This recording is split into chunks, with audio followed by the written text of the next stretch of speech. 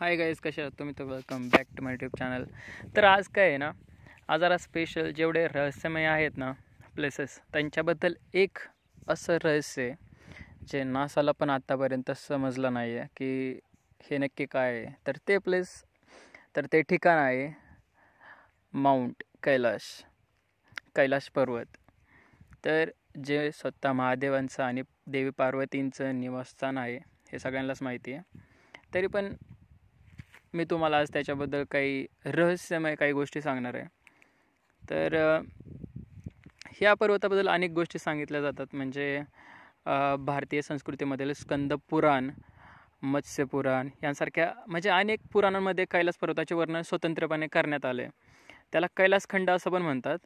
कैलास पर्वत हिंदू, जैन आणि बुद्ध आणि तिबेटी बुद्ध या 4 धर्मांचे महत्त्वाचे आध्यात्मिक केंद्र मानण्यात आले पहिल्यापासूनच. म्हणजेच अमरनाथ यात्रा, चारधाम यात्रा अशा मानाच्या यात्रांपैकी कैलास मानसरोवर यात्रा अतिशय प्रसिद्ध आहे तिथे. तर हजारो भाविक यात्रेला जात असतात. कैलास पर्वताजवळील हे सरोवर जागतिक स्तरावरील प्रमुख आकर्षण मानलं जातं. जगातील अनेक प्रश्नांची उत्तरे विज्ञानाकडे आहेत असं बोललं जातं. मात्र आजही अशी काही रहस्य आहेत ज्यांची म्हणजे विज्ञानाला आणखीन काही त्याचं म्हणजे रहस्य उलगडता आलं नाही. पुरातन तर तुम्ही वाचत असाल, पुरातन ग्रंथात कैलास पर्वतावर स्वर्गलोक आणि तर खाली पाताळलोक असल्याचा उल्लेख आहे. कैलास पर्वताबद्दलच्या काही रहस्यांबाबत विज्ञानही अजून डोकं खाजवत आहे. त्यांना पण आणखीन माहीत नाही की ही नक्की काय आहे. तर नेमकी कोणती आणखीन रहस्य आहेत मी तुम्हाला सांगतो या. चला व्हिडिओमध्ये पुढे. कैलास पर्वत महादेव शिवशंकरांचे स्थान म्हणून ओळखला जातो. शिवपुराण, स्कंदपुराण, मत्स्यपुराण अशा अनेक पुराणांमध्ये कैलास पर्वताचा उल्लेख आहे. बरोबर. अनेक पौराणिक मान्यतांप्रमाणे कैलास पर्वताजवळ कुबेर देवताची नगरी आहे आणि मृत्यूनंतर ज्या पण व्यक्तींनी चांगलं कर्म केलेलं आहे त्या व्यक्तीला कैलास पर्वतावर स्थान मिळतं.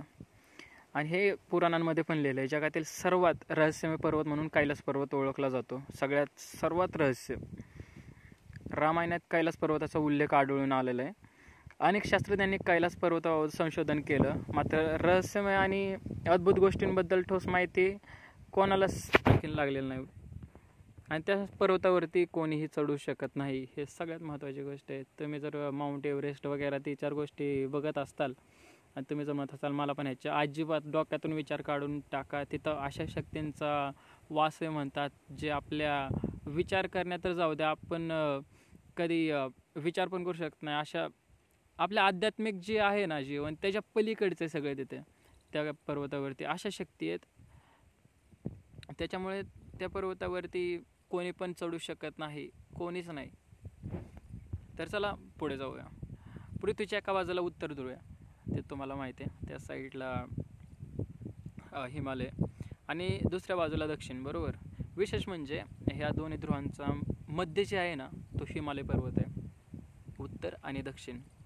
तर कैलास पर्वताची ही रचना अगदी म्हणजे खूप अनोखीच म्हणू शकता, अनोखी मानली जाते.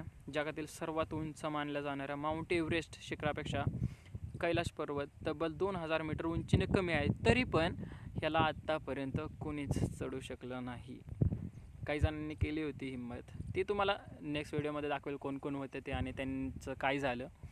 तर आता हे बघा, आता कैलास पर्वताची संरचना जी आहे ना, कंपासाच्या 4 बाजूंप्रमाणे असल्यासारखं दाखवलं. म्हणजे 4ही बाजू ज्या कंपासाच्या असतात ना, सेम तसंच.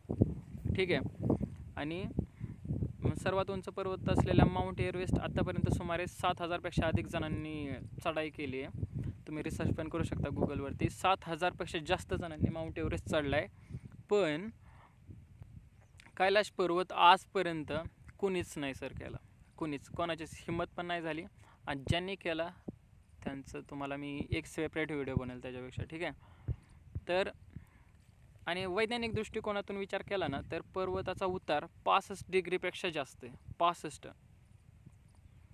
आणि याच्याचमुळे माउंट एव्हरेस्टवर चढाई यशस्वी झाली तर कैलास पर्वतावरती कठीण होते असे म्हणतात. तर गाईज आजच्या व्हिडिओमध्ये एवढंच.